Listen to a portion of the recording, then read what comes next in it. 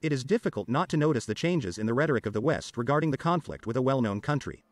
Recently, NATO Secretary General Jens Stoltenberg said that the situation in the well-known country is more complicated than expected in the alliance. He also acknowledged that Russia is conducting offensive operations. The head of European diplomacy, Josep Borrell, was more outspoken. In April of this year, declaring his support for this country, he said this war must be won on the battlefield. However, in November, Josep Borrell already said the following: "We have a lot of problems. Europe is facing a double test. The well-known country has no prospects of victory over Russia in the near future." After the failure of the offensive, the Western elites need to somehow explain this miscalculation and prepare their population for the fact that there will be no promised victory over Russia. Therefore, there was a series of publications in the Western media accusing the government of the 404 country of misuse of the provided military equipment and ignoring the tactics of their use according to NATO standards. The president of the country 404, in turn, managed to accuse his Western allies that the equipment was arriving too slowly, and the promised aircraft did not have time to take part in the widespread offensive. Now the central media is explaining to the Western audience that Russia is firmly on its feet. First of all, they are trying to explain this allegedly only by an increase in oil prices, which have increased by almost 60% since the low of March this year. Russia was able to provide itself with a fleet of ghost tankers, writes The Guardian. Sanctions imposed in December last year by the European Union prohibit Western companies from transporting, servicing or mediating the shipment of Russian oil worth more than the ceiling of $60 per barrel of oil. Thanks to the shadow fleet, Russia bypasses all price restrictions, and oil, once sold to Europe, now flows to China and India. A London-based analyst complains to the publication that if the tanker is registered in Panama, the carrier company in Liberia, the insurance company in the Seychelles, and the entire crew is from the Philippines, then entry into Russia and unloading to China cannot be limited by current EU regulations. Bloomberg reports that in October this year, Russia sold more than 99% of oil exported by sea at prices significantly exceeding the threshold of $60 per barrel. The average export price from major Russian ports reached $79 per barrel. In addition, as suppliers get used to the reliability of the shadow fleet, the price gap between the Russian Urals oil grade and the Brent market standard is narrowing. From the highs of $34 at the beginning of the year, the discount has now been reduced to $10 and will soon decrease to $5 per barrel. The International Energy Agency reported that in September alone, Russia increased oil export revenues by $1.8 billion to $18.8 billion, a record since July last year. The American edition of The Washington Post reports that according to the investigation, even the U.S. Department of Defense buys fuel for its fleet produced from Russian oil subsanction. After multiple changes of ownership, the fuel that entered the Turkish port terminal is sold to the Greek refinery, and from it to the Pentagon. The exact amount of fuel oil of Russian origin in the products purchased by the Pentagon could not be determined. Petroleum products are processed using a variety of ingredients that cannot be tracked during the production process. It should be noted that this is by no means a precedent. For example, the share of Russian oil in total imports of petroleum products from India increased to about 40% in 2023.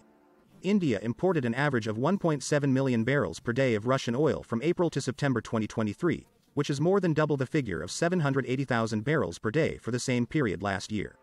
Then, petroleum products from Indian refineries are dispersed around the world. Bloomberg published an article, "Key Sectors of the Russian Economy Ignore Sanctions." It describes that the Russian government was able to provide the country with economic growth, stimulated by significant government spending, which allowed enterprises in various industries not only to survive, but also to develop, despite Western sanctions. Russia's annual GDP accelerated growth from 4.9% in the second quarter to 5.5% in the third quarter. This is the fastest growth rate in more than a decade. Although back in February, the IMF forecast that the Russian economy would grow by 0.7% in 2023 was considered optimistic by experts. The ability of Russian businesses to find new sources of imports or completely replace them was another surprise for Western experts. Russian Avtovaz, which is on the U.S. sanctions list, reported a 59% increase in production in the first 7 months of this year, as well as the best sales volumes in decades. Industrial production in September 2023 increased in Russia by 5.6% compared to the same period in 2022, according to data from the Federal State Statistics Service. For comparison, according to the estimates of the Statistical Office of the European Union, in September 2023, industrial production in the EU countries decreased by 1.1%. Air carriers are also coping with the problems of sanctions and have expanded the list of new domestic flights. by creating 50% of new routes bypassing Moscow, which was the stated goal of the president of Russia in 2018. International transportation is also developing. According to the Ministry of Transport, in the first 9 months of this year, their passenger traffic increased by almost 30% compared to the same period last year. Russia has air links with 37 countries and 59 foreign carriers provide services in the country. According to Bloomberg, this year there was a boom in entering the stock trading market of retail enterprises in Russia, which raised the index of the Moscow Stock Exchange at a higher level than before the start of the operation. Half a dozen companies in various industries from information technology to metal casting and clothing manufacturing sold shares worth more than 12 billion rubles in September. The Moscow Stock Exchange Index jumped by 50% over the year, which is one of the best indicators among stock indexes tracked by Bloomberg around the world. According to the Moscow Stock Exchange, more than 80% of the stock trading volume is currently accounted for by private investors, which means that Russians invest money in Russian businesses.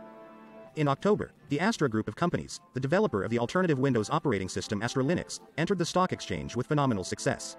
The shares soared by 40% from the initial price of the first minute of trading. The company managed to attract 3.5 billion rubles, and its market capitalization amounted to almost 70 billion rubles. The Russian military-industrial complex was able to overcome the problem of sanctions.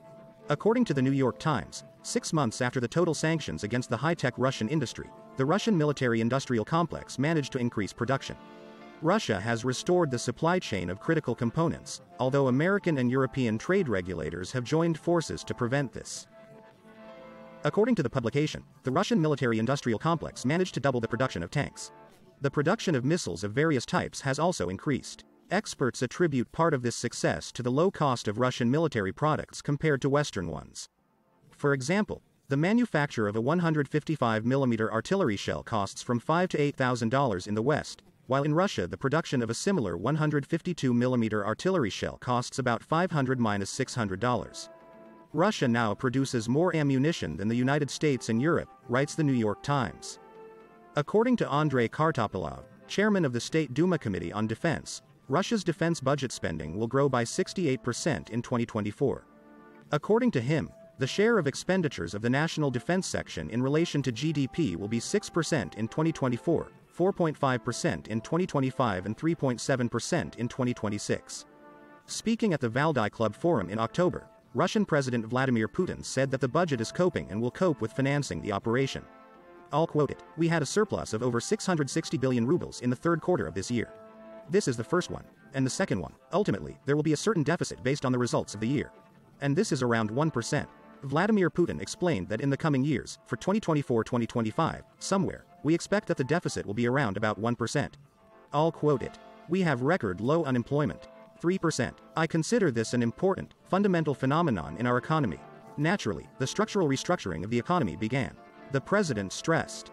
The West understands perfectly well that these are not empty words, and therefore an article appeared in the Wall Street Journal with the telling title, "It's time to put an end to magical reflections on the defeat of Russia."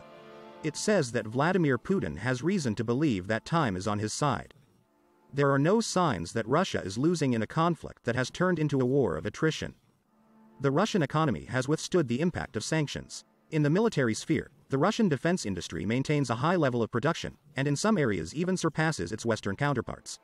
Western leaders have put too much emphasis on magical thinking, betting on sanctions, a successful offensive in the transfer of new types of weapons to force the Kremlin to the negotiating table. The West needs to move from expecting a quick defeat of Russia to a strategy of containing it, as during the Cold War, the newspaper writes. An article was recently published in the journal Foreign Affairs, which suggests rethinking the strategy of the West. The reader is also led to believe that a strategic impasse has formed in our neighboring country. It's time to move on to a ceasefire and a phase of political and economic strangulation of Russia. Summing up, all these publications can be concluded that Western elites are preparing their society for the fact that dreams of Russia's defeat both on the battlefield and on the economic front can already be forgotten. The conflict will not have to be ended on Western terms at all.